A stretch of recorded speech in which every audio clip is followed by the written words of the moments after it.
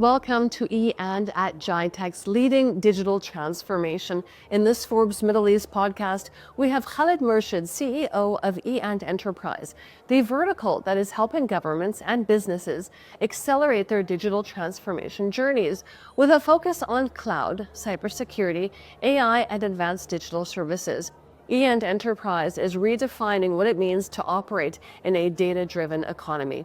Under Khalid's leadership, the company has been driving innovation at scale, empowering organizations to unlock value, enhance resilience, and compete in a rapidly evolving global landscape.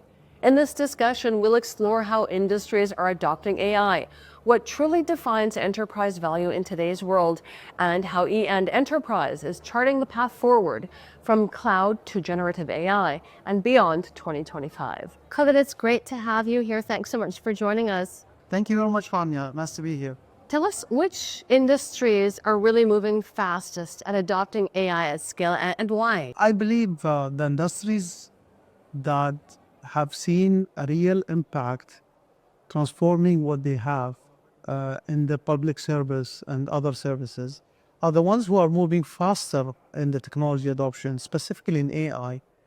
I would be more inclined to mention that government public services are one of the leading industries that are transforming the way that they provide their services to their consumers and customers. The other industry would be the banking and, the financial institution.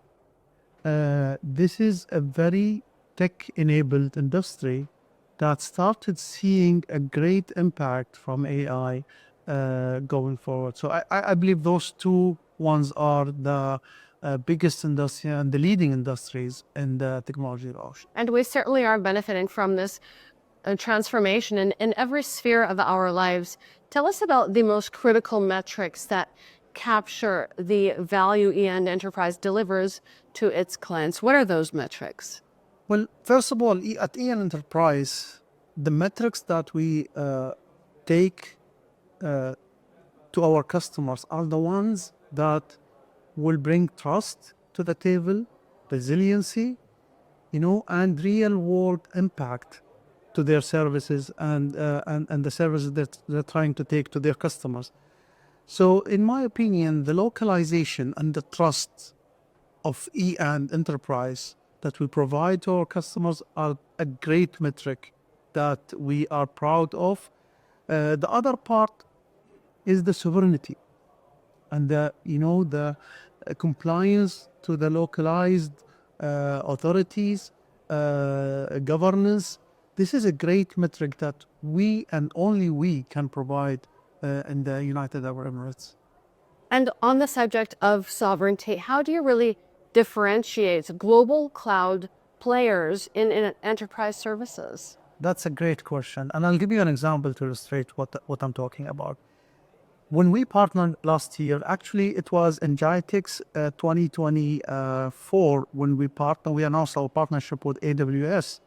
It was a $1 billion partnership to bring AWS technologies to the region and to make sure that everyone benefits from this great cloud technology.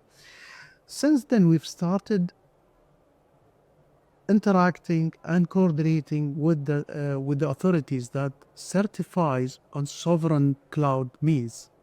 And E& as a local brand has done a lot of steps certifying AWS in a sovereign launchpad that we are announcing this year to provide the enterprises and the governments the comfort that the AWS cloud that we're bringing to the region is not any hyperscaler's public cloud, but a sovereign cloud by design and by nature.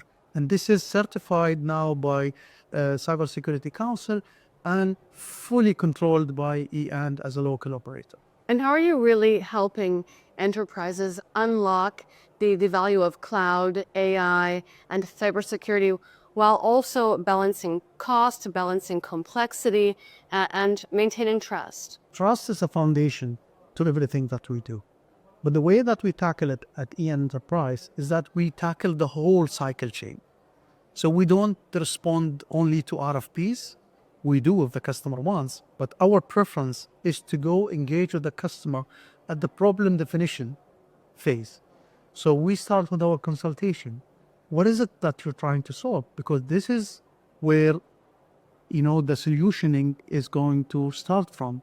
It's not an adoption of technology, but it's a real impact that we're trying to provide.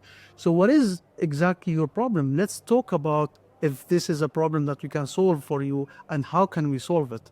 So from that perspective, we take the whole cycle chain into the solutioning, the implementation, the managed services under a foundation or over a foundation of trust that we always have had with our clients and our enterprises. The whole cycle, the implementation, the managed services, and the operation after that makes the customer trusting e&, as a brand that will never fail any complex integration. Talk to us about the role of generative AI in enterprise. Separate from us, if you would, the hype from the reality. Well, we've all seen the hype of ChatGPT, and it was a great momentum at the time. But now the question started to shift from can it create a content to can it really create a value, right?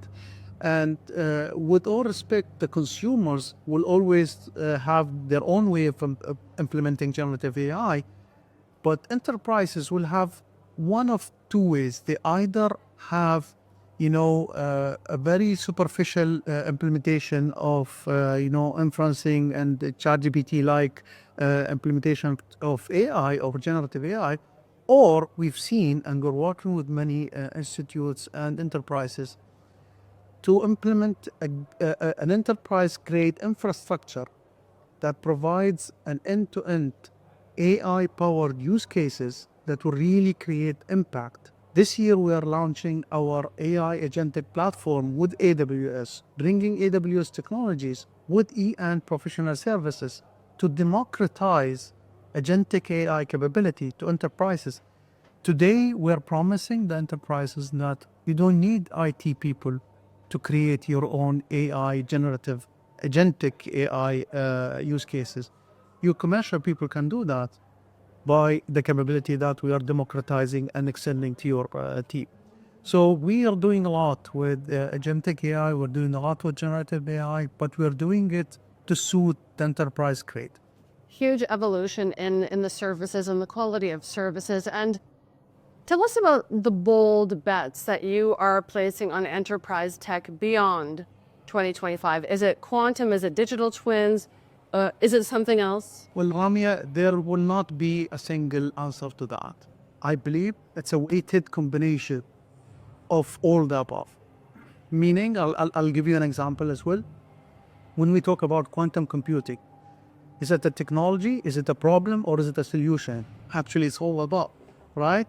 And when you talk about BXR, when you talk about augmented reality, you need AI embedded in those technologies as well. So in the future, you cannot place your bet in one place. It's the use case that combines multiple technologies in a coherent way that will provide a solution to customers' problem.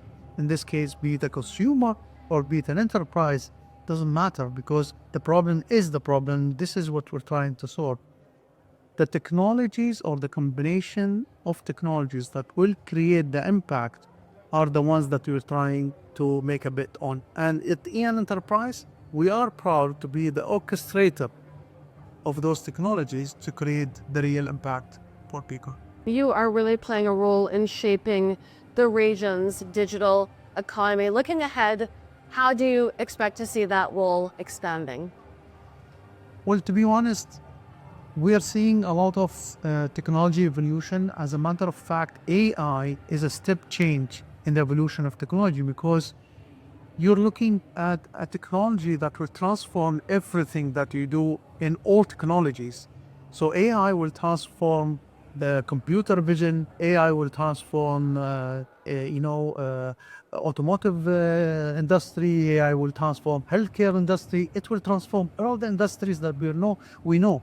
So in a way, we are looking and excited to look ahead for the endless opportunities that this technology is going to bring, and how are we responsibly going to embed AI and those technologies in the process and the evolution of the transformation of the enterprises.